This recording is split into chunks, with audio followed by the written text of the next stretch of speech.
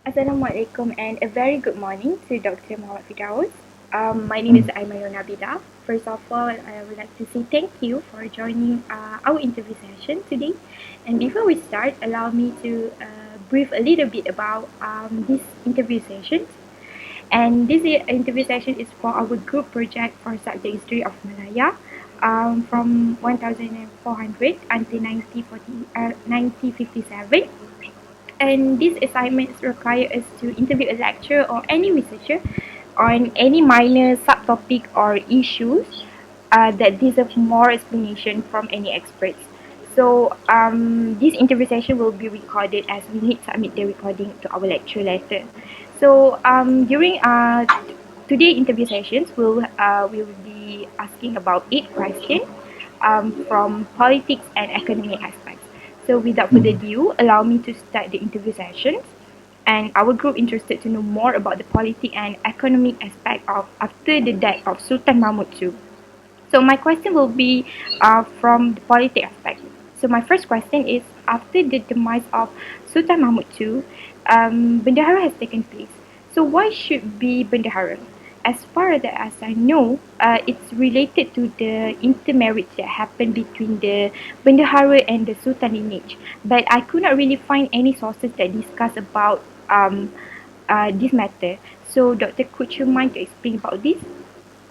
Alright, Bismillahirrahmanirrahim. Assalamualaikum warahmatullahi wabarakatuh to all. Thank you for having me for your interview session.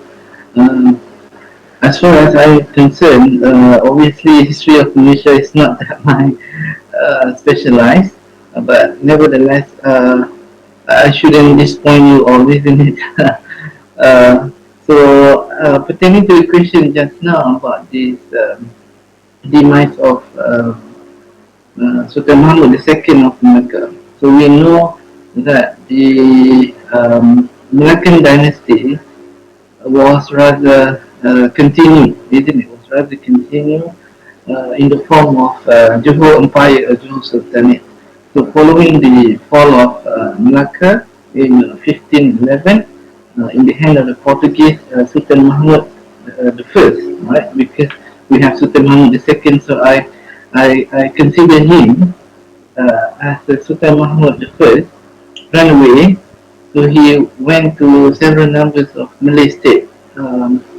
He ended up somewhere in Pahang, so he had organized his forces in order to attack the Portuguese in order to retake Malacca back, but it was rather unsuccessful on the part of the Sultan Mahmud the first, and then because of the continuous attack made by the Portuguese, he had to run away for some other places, and he ended up in the real island, Bintan, isn't it? So Bintan. So from there, he had somehow he had died over there. In fact, so he had transferred the so-called authority to his son, right? To his son.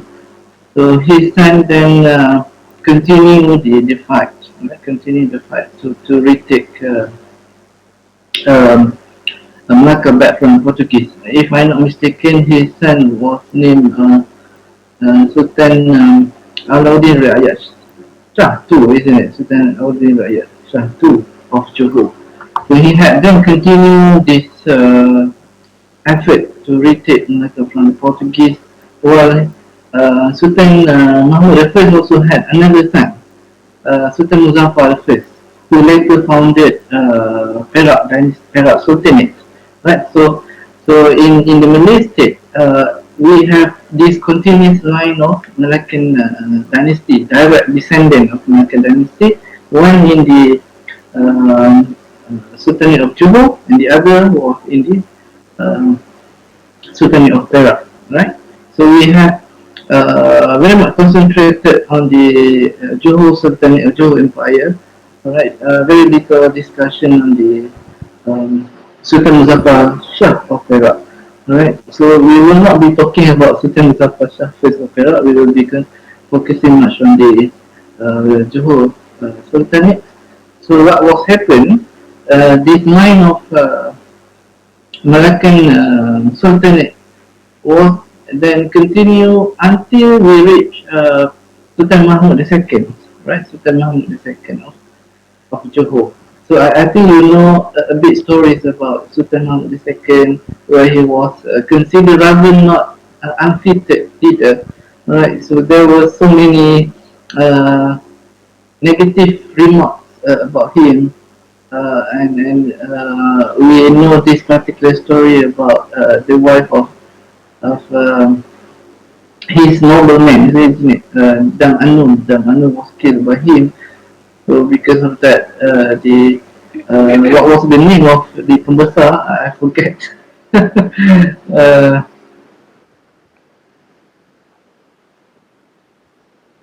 Pembesar who killed Dang Anu or the husband of Dan Anum. Megat Sri Rama. Yeah, exactly. Megat Sri Rama. So Megat Sri Rama was so furious and also angry over the killing. So he had decided to uh, take a revenge, isn't it? So that was culminated into the end of Malaccan Dynasty, direct descendant Malaccan Dynasty. So there was chaos basically on deciding who's going to be the next ruler of Johor Sultanate. And obviously we know that in terms of hierarchy, the second most important person would be Bendahara, isn't it? So Bendahara also one of his function was to be kingmaker, to decide on the next ruler. And it so happened that Sultan Mahmud the second was said to have no sons, isn't it? Was said to have no son. So so there was a dilemma faced by Johor Empire, Johor Sultanate. So in this case, it was said that Bendahara Abu Jalil, who was the um, Bendahara at that time, decided to seek consultation with few of court officials, right? So who's going to be the next ruler of the Johor Empire? So they decided that Bendahara should be the next Sultan of Johor Empire on the basis that the Sultan was not having it was not having any sign or any help, isn't it? So so on that basis, he had then been elevated to be the ruler of Johor, ruler of Johor. I think for he has been in the throne for about 3 or 4 years. And then we come another complicated situation where someone from Siak or someone from Riau claimed to be the only son of Sultan Mahmud II. So he was known as Raja Kecil of Siak. Raja Kecil wanted to reclaim the throne, and of course, in doing so, he had to accumulate many forces. He had to gather support from whichever ways possible. So he had got this support from this if I'm not mistaken, Minangkabau forces, isn't it? Minangkabau forces. So he, with the help of Minangkabau forces, he had been able to expel Sultan Abdul Jalil from the throne of Johor Empire. So he had then been placed as the ruler of Johor Empire. So Sultan Abdul Jalil then escaped to Pahang, isn't it? Escaped to Pahang, and he was said to be killed then by this one certain assassin hired by Raja Kecil of Siak. Right? From that time onward, I believe um, of course, from there are two perspectives here. One is the Malaccan dynasty has ended, and we have Sultan Abdul Jalil as the new ruler from Bendahara dynasty, isn't it? From Bendahara dynasty, for about 3 or 4 years, he ruled the empire, and then came another one that claimed to be a son of Sultan Mahmud II, and he had basically restored the Malaccan dynasty. It was true then, isn't it? But yeah, there were so many myths legends about this, but if you were to take this basis, and obviously this will be said to be restoring the Malaccan dynasty um, on the Johor Empire then. But nevertheless, the reigns of Raja was also short-lived, isn't it? Mm. It's not that long because the son of Sultan Jalil then decided to take revenge, right? To take revenge, and he had successfully did so. He had expelled the Raja Kecil of Siak, all right, with the help of Bugis communities. We have these five brothers, isn't it? So there are among them. So with the help of Bugis, he had been able to expel Raja Kecil of Siak from the throne of Johor Empire. From Johor Empire. So from that time onward, then we have Malaccan dynasty back on the track. Alright, so that was a bit of the political situation on Johor Empire. Right? Thank you very much, sir. Um, let's move on to the next question. You did mention just now about Megat Sri Rama. So the second question is related to Megat Sri Rama. Also, it's pertaining to the death of Sultan Mahmud too. We know that Megat Sri Rama just get back, and then he know that his wife was killed by the Sultan, and he made one of the pembesar istana, and he asked a permission to kill the Sultan. And at the end, all of them are conspired to kill the Sultan together. Mm. So what happened to Pembesar Istana when people already know about the relations of Pembesar Istana and the assassin? Alright, that is a very interesting one. Of course, I was not there during the event.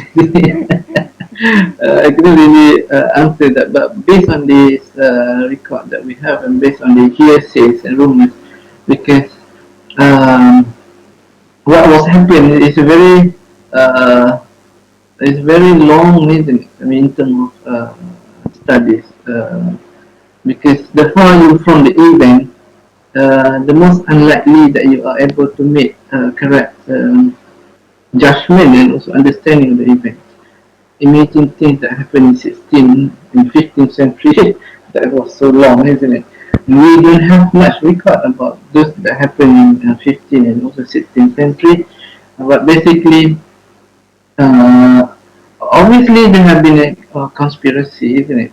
They have been conspired with one another to kill the Sultan. And what was happened normally once the Sultan, once the new Sultan came, which I probably say in the case of Raja Kecil of Siak, from Siak, he had then became the next ruler of Johor following the disposal of Sultan Jalil, isn't it? So I would assume, right, I may right and I may wrong as well. I may assume that obviously he had come to the knowledge that his father, isn't it, his father Mahmud II was killed by this Musa Istana or court official. Then I think as a son, it was rightful for him to kill, isn't it, or to have to to uh, to have them punished, right? To have them punished uh, either by imprisonment or by killing, isn't it? Either by imprisonment or killing. So there are at least two possibilities whether all these officials were killed or they were imprisoned. Right, so that was common sense for those who having learning that there was something happened and these are the culprits, if I may say so, that led to death of uh, uh, his own father. So I will consider, commonly speaking, he might impose a sort of punishment on the court officials, right, on that.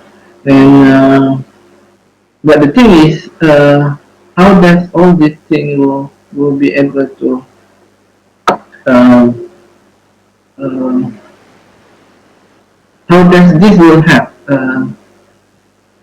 Raja Kecil to maintain his administration, isn't it?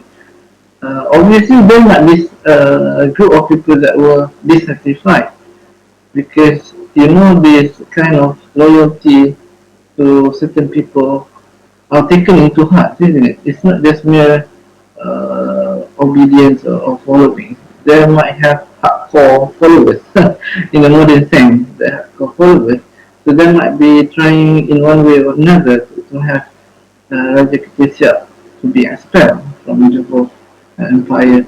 And I guess that what happened, probably there might be support given to the son of Sultan Berjaya when Sultan Berjaya was killed, isn't it? On his way to Pahang. So while he was in Pahang, he has been killed by this assassin and Sulaiman, if I'm not mistaken, the son of Sultan decided to take revenge, and obviously, in order to do so, it's not that sufficient for you to do this by having a few support, isn't it? Obviously, you have to have as many as you can, and I will assume again, besides having Bugis uh, as a as an instrument, as a tool, or as a medium which he can use to overtake the throne. He has as well to gain the support from those who used to support Sultan Jalil before. So I think from the common sense point of view, I think that is probably happen, is it? That is probably happen in the case of Sulaiman, the son of Sultan Jalil. Yeah.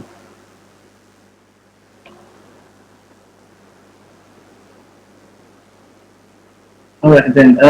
Yeah. So in short, we can assume that these court officials might be imprisoned or some of them might be killed.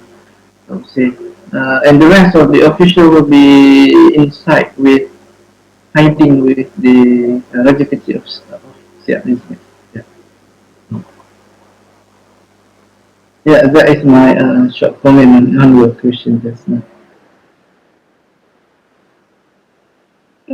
Thank you, sir. I think that's all from me. I will pass to Sister Syafiqah for the All next right. question.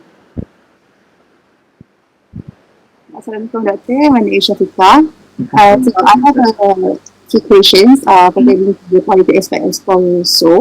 So as you mentioned that Sultan Muzaffar has established the new kingdom in Perak, and he shared recently image of Malacca Bali. So after the change of the power to the Bendahara, is there anything that happened in Perak? Maybe some kind of action that taken by the Sultan during that time pertaining to the shift of the power. Oh, okay then. That is another interesting question about what was happened, isn't it, in the case of Johor Sultanate. It seems like everyone was so occupied with their own affairs,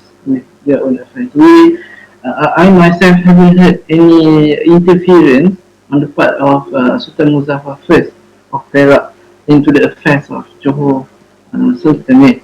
Though, again, looking from another perspective, another dimension, he's supposed to have, isn't it? He's supposed to have uh, his father. He's supposed to have his father.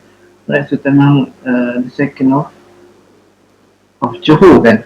But nevertheless, I myself haven't heard anything about the help or assistance given by Sultan Muzaffar, first of Perak. But at the same time, we have to bear in mind about the situation at that time.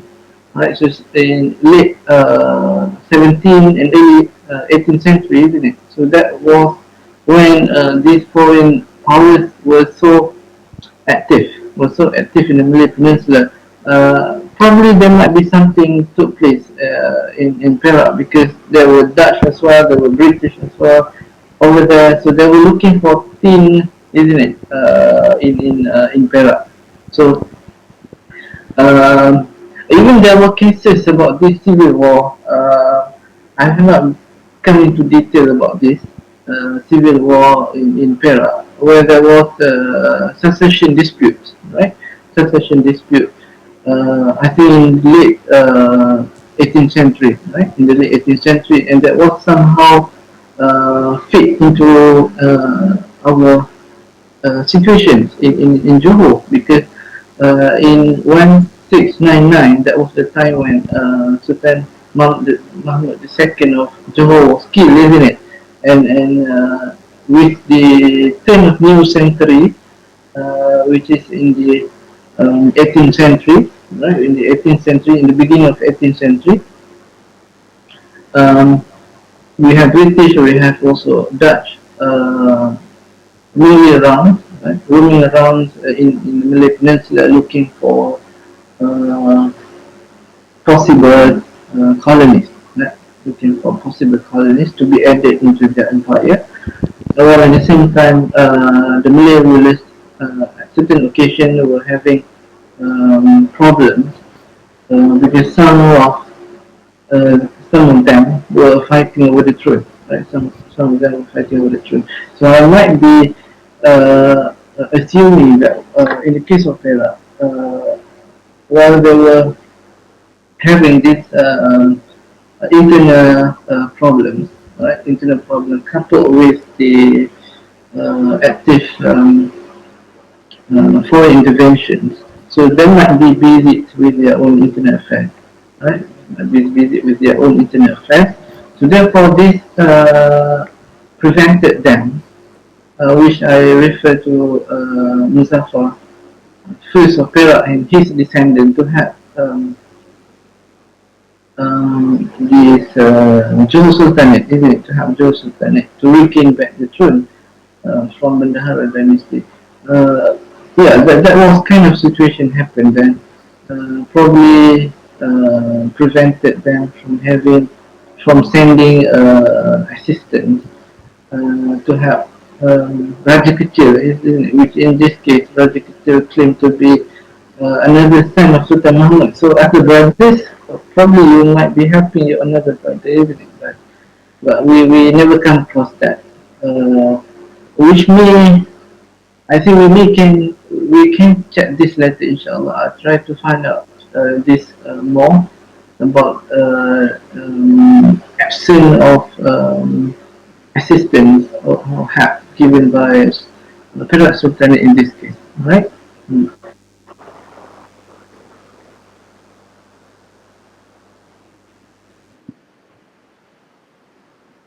So thank you so for the alignment. So for my next question, based on our reading, it is stated that there was a replacement of the administrations not long after the death of Sultan Mahmud Shah II, which is Mm. in. So the question is, does Riyadh considered as the Johor before the Sultan Mahmud Shah, before the death of Sultan Mahmud Shah II, or is it just a newly discovered place? All right. Yeah. Um, Again, the extent of the territory, isn't the extent of empire owned by Johor Sultanate. So traditionally speaking, Malacca dynasty had these overlordships, right?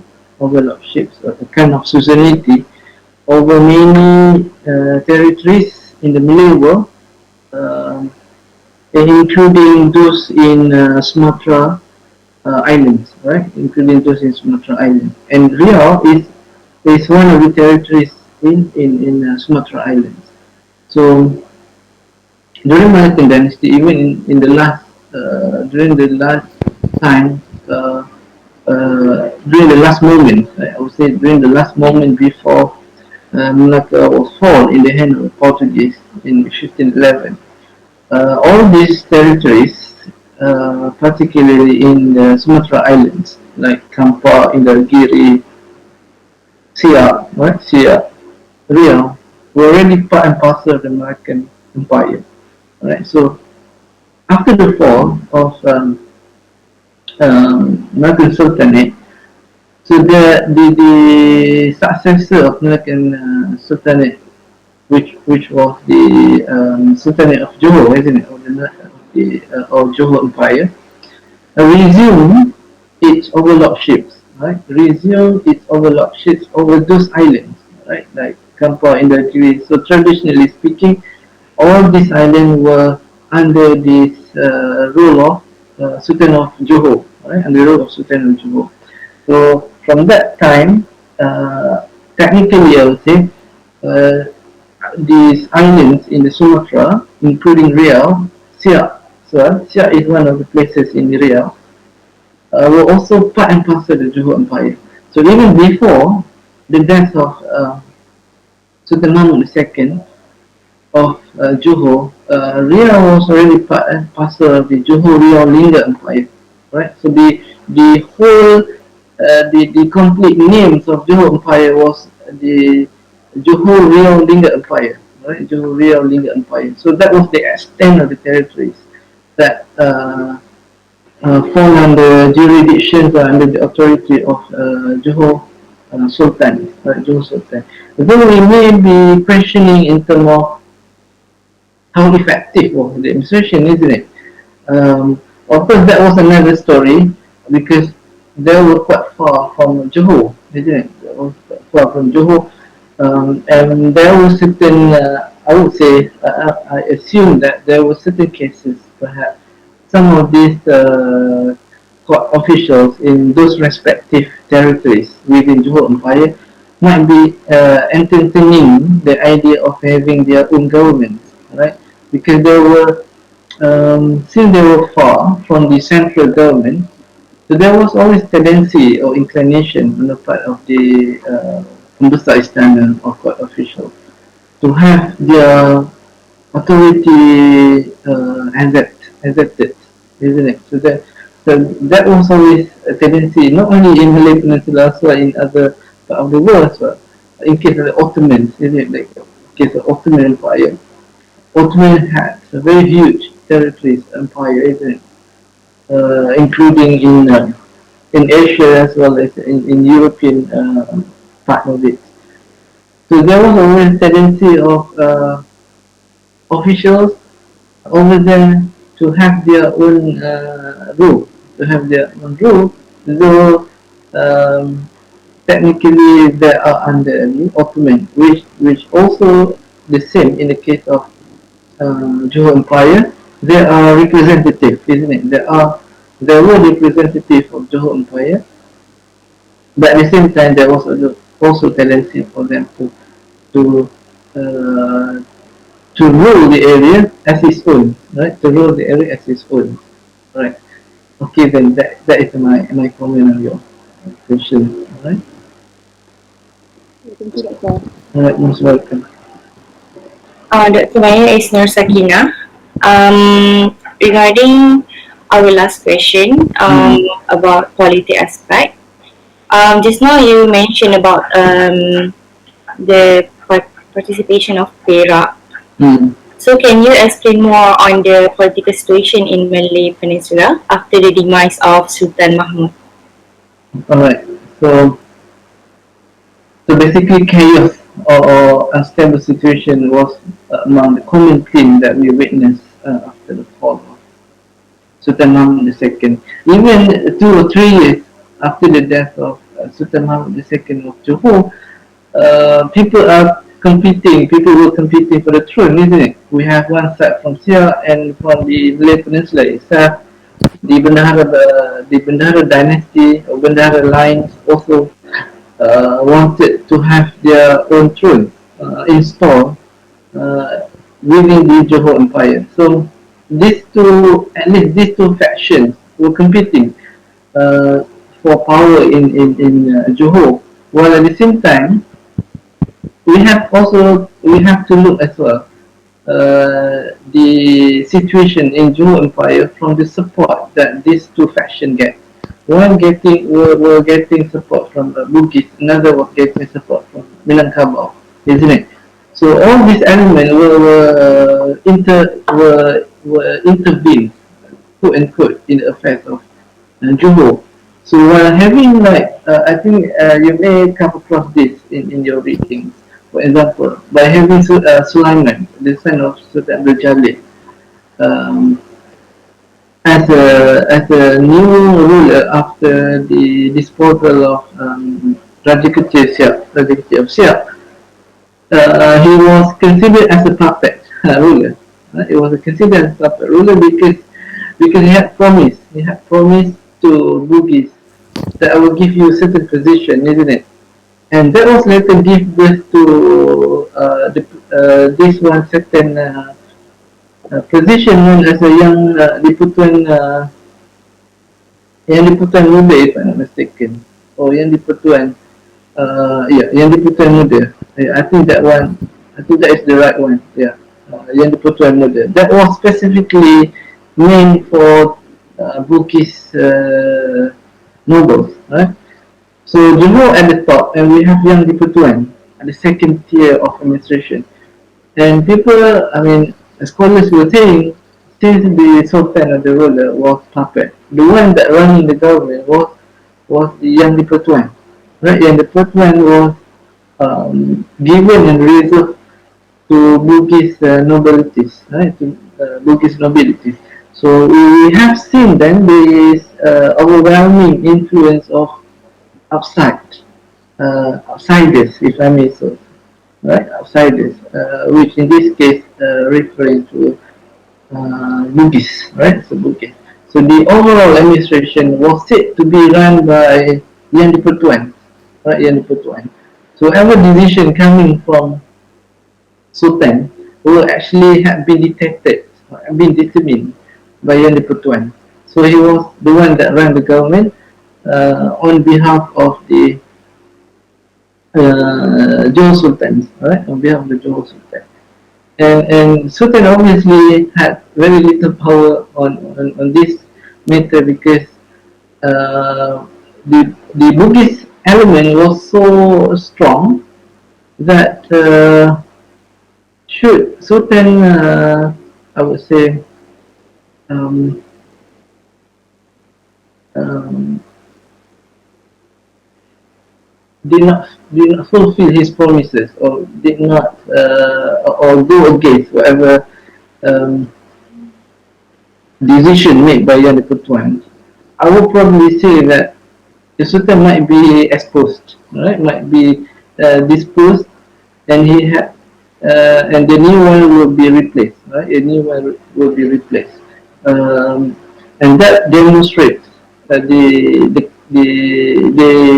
extent of Yang Dipertuan authority in this case, right? So, well, on another note, right? Um, Raja Kecil Siak used to have support from Minangkabau.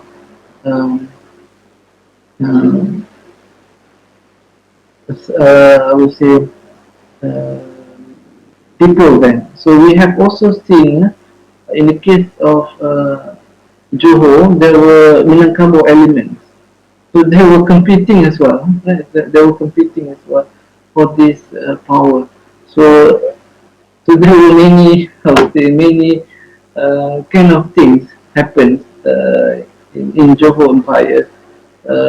Not only between the rulers but also between the supporters, right? Between the supporters, and it turned out to be the supporters were the one that gaining more power or gaining more prominence than the rulers themselves, right? The rulers themselves, and it had been there for many years. It has been there for many years since this conflict, right? Since this conflict. Right, I think we have also presentation on Bugis in the Malay state, isn't it? I think you may have seen how powerful they were in certain Malay states. So they could even have their own administration, isn't it? Even their own administration. While at the same time, the Sultan was also there, right? So that also signal to us how ineffective, how incapable was the Sultan of those respective Malay states, right? For our next question, it is about economic aspect. So based on our research, after Bendahara took over Sultan's power, there was a riots happening in Johor dependency state. So is it to some extent disturbing the economy of Johor? Yeah, obviously, I would say yes to it because not only dependencies, even within the central administration itself, um, in the capital cities of Johor Empire, I think very little attention given to this proliferation of economic activities, how to trade with with the other territories or with other sultanate, isn't it? Because they were so busy with this internet affairs, conflicts here and there, which were unresolved for many years. I think 3 or 4 years, still not yet resolved. And until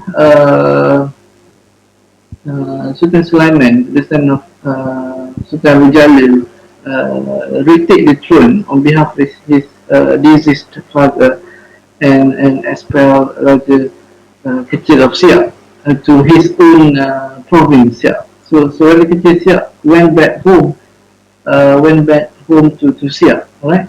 So now from the time of Sultan Sulaiman, he had effectively placed a Bendahara line on the throne of Johor Empire, isn't it?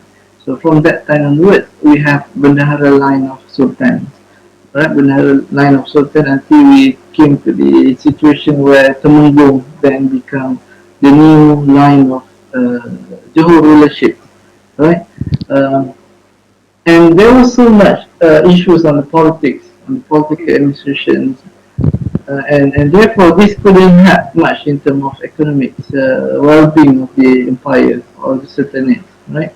Um, while at the same time, British and Dutch were starting to acquire more and more territories. So they were having a lot of issues at the same time. Um, their politics were not yet, I mean, their internet affairs were not yet resolved. So they couldn't really concentrate on doing this commercial or trading activities with the rest. Well, at the same time, these Western powers already encroaching into Malay state, right? Already encroaching into Malay state. We have Penang already taken by the British, and soon afterwards we have Singapore, isn't it? Well, the Dutch and the British were already there in the Malay state, scattered over the peninsula, right? Scattered over the peninsula. So, I would say that from the economic point of view, deteriorated, right? Deteriorated, very low kind of, I would say, low scale activities, economic activities done during those days. Yeah. Mm. All right. Thank you, sir.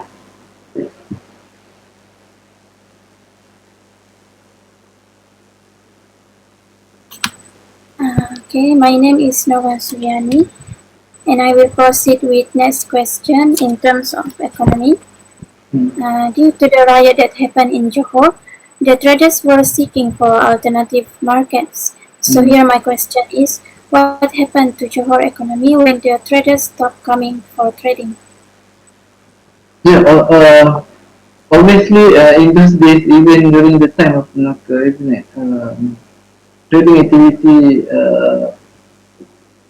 considered was considered one of the most important economic activity to the empire itself. To the empire itself. And Malacca was known because of his trading activities with the rest of the world. And Johor Empire, as a successor of the Malacca dynasty, somehow couldn't enjoy this privilege, right? Because of these internal issues and conflict that was happening in the Sultanate, in the empire.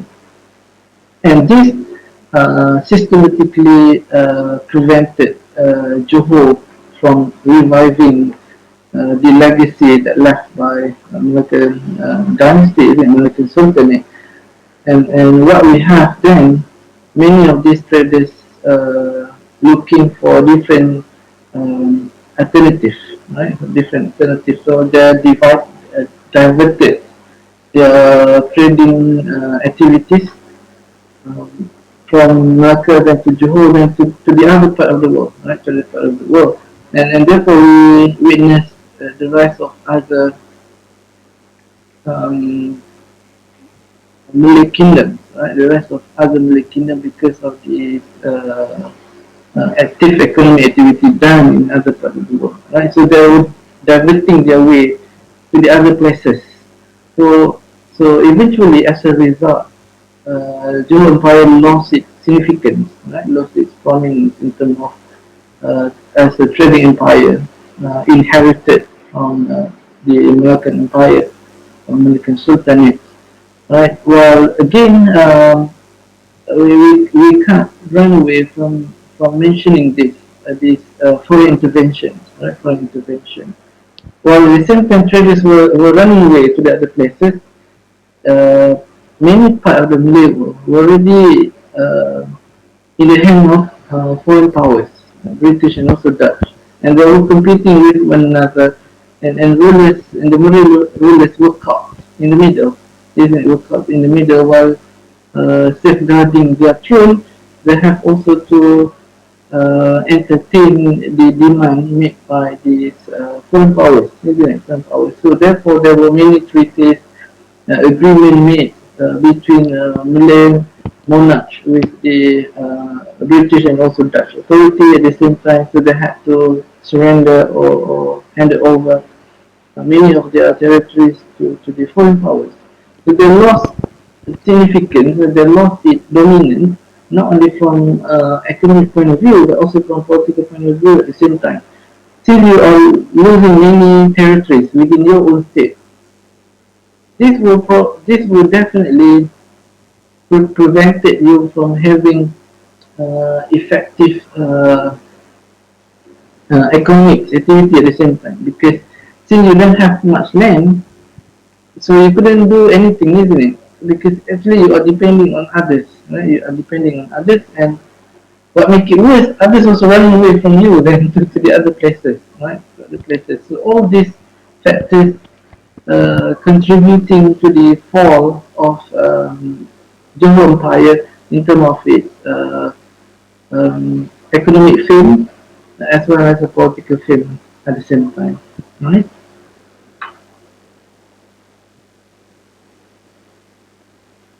And what we've seen, obviously afterwards, the dominance of foreign powers, at least from in the beginning of 18th century, right? In the beginning of 18th century, these foreign powers, the British and the Dutch, were so aggressive in acquiring many or in getting many lands in the Malay states, right? So what we have in the old days, speaking about real Johor Real Lingga Empire, Johor Real Lingga Sultanate, so all these territory were breaking down, right? Were breaking down and they were placed under separate foreign powers, right?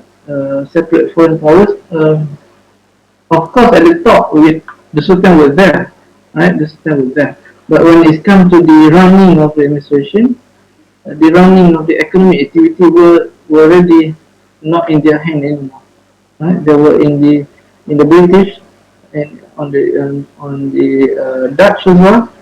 Well, we have also these external forces like the prominence of Bugis and also Minangkabau at the same time, right?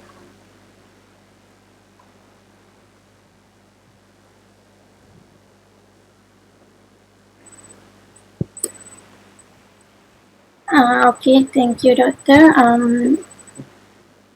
Before we end this meet, I would like to ask the last question.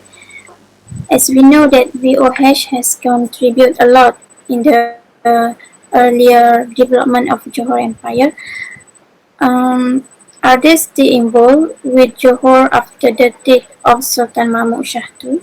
We also, yeah, that's true. Before this, that was happened when the Dutch was coming, isn't it? That's when the Dutch was coming. So Yes. also is the chartered company for Dutch empire, for Dutch empire. So where we have EIC for British, we also VOC for the Dutch. So VOC had made an agreement with the Sultanate of Johor in order to retake Malacca, right? In order Yes. to retake Malacca from the Portuguese, right? So they agreed on this alliance, on the fact that we will be collaborating with one another in order to retake Malacca from the Portuguese. Alright. So interestingly, this pact was successfully signed, right, and it was successfully run by these two forces, which culminated into the fall of Malacca in 1641. Again, 1641. And from that time onward, then Malacca was considered or was run by the Dutch forces, or the Dutch authority. And so they had made certain, I would say, agreements or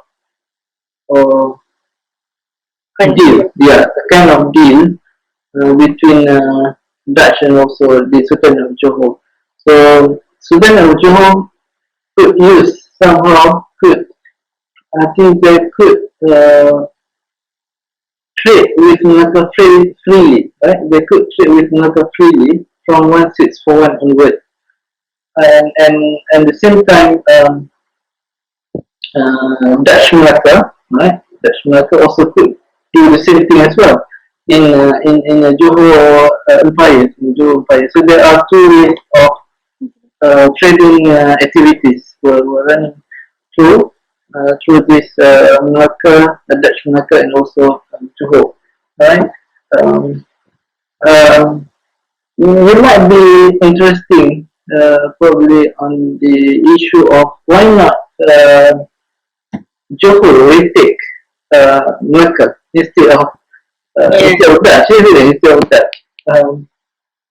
And obviously, um, Dutch have made it clear to Johor forces they wanted Malacca as a base, as an economic, as a trading base, in order to support Batavia in Indonesian island, isn't it? So Batavia was much more prominent, was much more significant in a comparison to Malacca. But from the view of Dutch forces, we have to have Malacca, right? Otherwise, Portuguese will disturb our trading line, trading route between Batavia and Malacca, because they will run through the Strait of Malacca, isn't it? So you have to have possession of Malacca itself so that you can safeguard the trading activities running through Strait of Malacca into Indonesian islands, which is in Batavia, right? So obviously in the early years, they could enjoy this. I mean, this patch, this alliance made between the two, because it also manifested a kind of economic collaboration between the two, right? But at the same time, British also wanted to have something on the Sumatra as well, right? On the Sumatra and also in the Indonesian island, and then they were getting more active in the Malay Peninsula as a whole. So all these kind of things were somehow. My point is that people are not so much into economic activity, particularly in the early 18th and 19th century. Of course, they wanted to accumulate more wealth, isn't it, through economic activity, through trading activity. But at the same time, this political issue was so dominant, right? It was so dominant that they couldn't really make effort. Right? They couldn't really make effort to to to foster trading with relationships, right, with the rest of the world, in fact, and And from the Malay Sultanate point of view, or from the Malay state point of view, um, they were they were losing many lands and many territories. Right? They were losing many lands and territories, and therefore they couldn't really uh, do much when it comes to trading or commercial things and whatnot, isn't it? Because the one that benefited from this was obviously the foreign powers, obviously the foreign powers, because they are the one that impose monopoly. We will come to this later, isn't it? We will come where by getting these territories they could impose monopoly since they have like Batavia and Malacca. Right? So they had linked these two most important trading center in the world at that time into their own hands. So they could do whatever they want at the expense of the Malay state. So Malay state just simply accepting the fate. They had lost the power, they had lost the land, and then they had lost almost everything. They couldn't really do trading with the rest of the world, even with the rest of the Malay state, because many of these Malay states were already in the hand of the British and also Dutch authorities. Right? So what we're seeing then is deteriorating situations, right? Deteriorating situations in the Malay state until all these Malay states were placed under the British administration. In the case of Malay state and Indonesian island were then placed under the Dutch authority, right? I hope that will answer your question just now. So it is about the power itself. Hmm. Yeah, I will agree. The major part of it, obviously, is foreign interventions. But at the same time, we can't deny this internal dispute, internal conflict. Because otherwise, if you are united enough, if you are uh, capable enough to run the government with whatever resources that you have, I think somehow you could survive, right? I think somehow you could survive. Though these foreign powers keep coming, isn't it? Keep requesting that you should open this port and this land to us. Otherwise, we might attack you.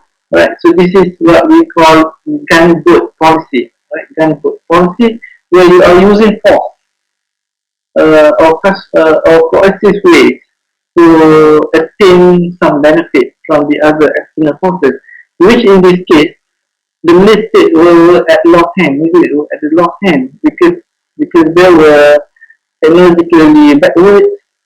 They were from the unity point of view very very low, so they couldn't really uh, I would say put a strong impression in the minds of the European powers that we have to deal with the Malay rulers, Malay state with respect and dignity because they were at par with us. But as a matter of fact, they were below us in many aspects. They were inferior to us in many aspects. So we could do whatever we want then because we have armies, we have resources, and even we can collaborate with one another. Interestingly, isn't it? In the case of British and also the Dutch, they made agreement to divide Malay Peninsula into two zones. Interestingly, they were hostile to one another. They were somehow enemies to one another, but somehow they come to agreement. They agreed to divide Malay world or Malay Peninsula into two zones. We take this as ours, you take those as yours, isn't it? Yes. That will happen. I think because it may be like condition that benefit both sides. That's why they agree. I think so. Yeah, obviously politically and then economically speaking. Yeah. Mm. Okay. Thank you for your alignment and all of your answers that you share with us, Doctor. Yeah, And we have now come to the end of our interview session. Again, we'd like to say thank you very much to Doctor for taking some time out of your weekend, especially this a very last minute invitation. I That's fine. really appreciate it. And so we will end our interview session for today. Thank you very much and Assalamualaikum. Most welcome. Waalaikumsalam. Thank you, Doctor. Thank you, Thank Doctor. Thank you, Doctor. All the best, then. All the best. Thank you. Okay, thank you. Okay, then.